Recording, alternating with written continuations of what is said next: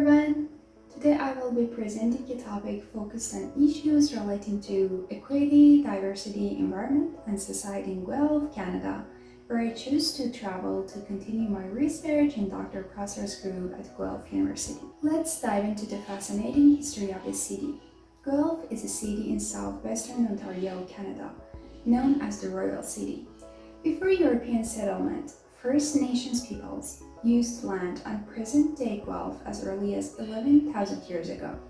Before colonization, the area was considered by surrounding indigenous communities to be a neutral zone and was inhabited by a neutral nation. According to the University of Guelph, the area was home to a First Nations community called the Ottawandaron, who lived in long houses surrounded by fields of corn.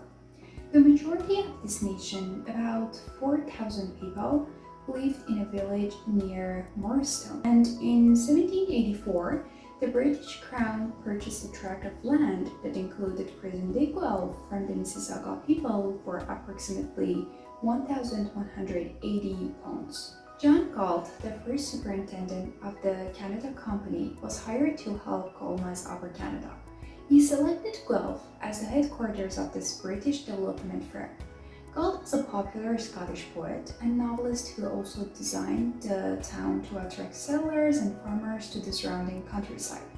His design intended the town to resemble a European city center, complete with squares, broad main streets, and narrow side streets, which are still in place today. The name Guelph comes by the Italian Guelfo. From the Bavarian Guelph, it's a reference to the House of Guelph and was chosen to honor King George IV, the British monarch at the time of the city's founding. Guelph was incorporated as a town in 1855, with John Smith as the first mayor. Despite slow initial population growth, the arrival of the Grand Trunk Railway in 1856 spurred development. In the 2021 Census of Population conducted by Statistics Canada, Guelph had a population of about 144,000. Approximately 73% of residents were European Canadians in 2021, whereas 25% were visible minorities and 1.6% were Indigenous.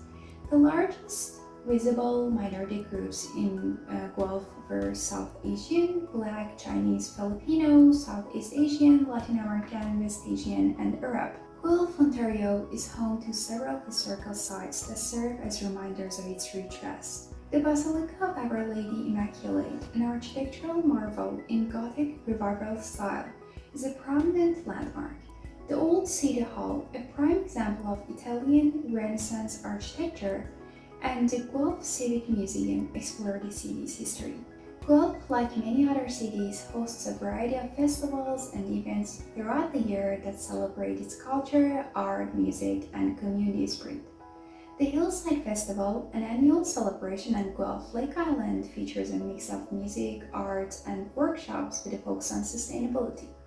The Guelph Jazz Festival showcases local and international jazz and improvised music talents, including performances, workshops, and community events. The Guelph Dance Festival celebrates contemporary dance with performances by local and national artists, complemented by workshops and community activities.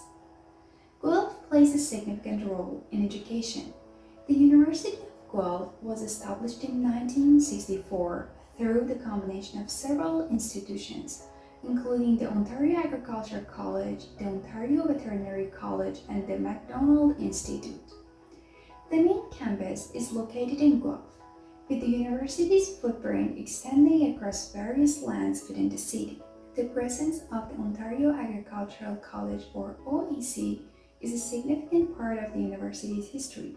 OAC, founded in 1874, played a crucial role in agricultural education and research in Canada. The city of Guelph's diverse economy helped Guelph obtain the country's lowest unemployment rate at 4.2% in 2011 and at 3.9% in February 2016. The overall economy of the Guelph region grew at an average of 3.5% per year over the previous 5 years, and was expected to be 2.1% in 2019 and also in 2020, according to the Conference Board of Canada's August 2019 report.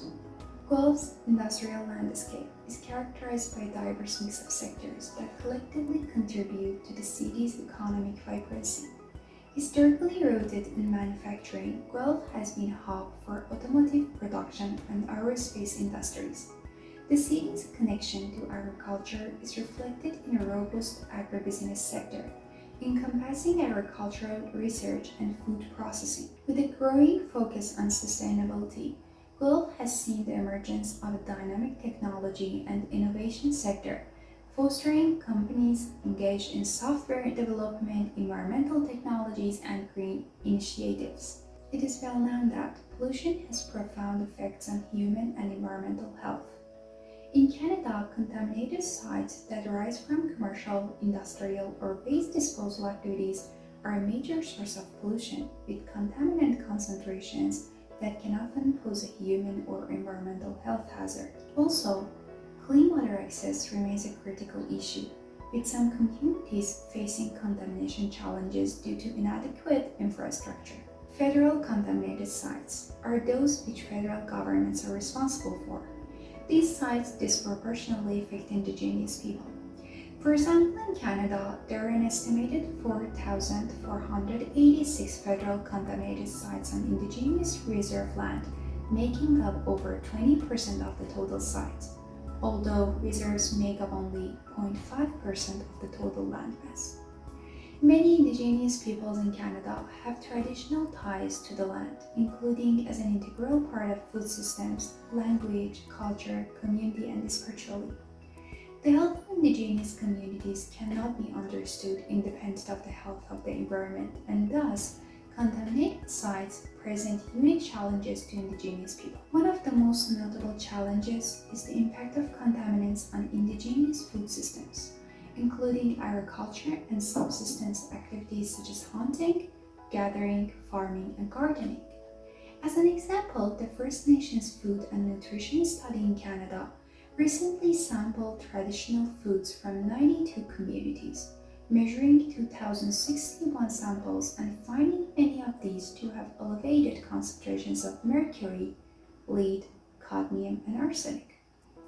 Exposure to such contaminants is associated with organ damage, neurodegenerative disease, cancer, and reproductive and developmental disorders. So, it is obvious that unique solutions are required to address the challenges that contaminated sites pose to Indigenous communities. So, we have reached the end of the video, and thank you for your attention.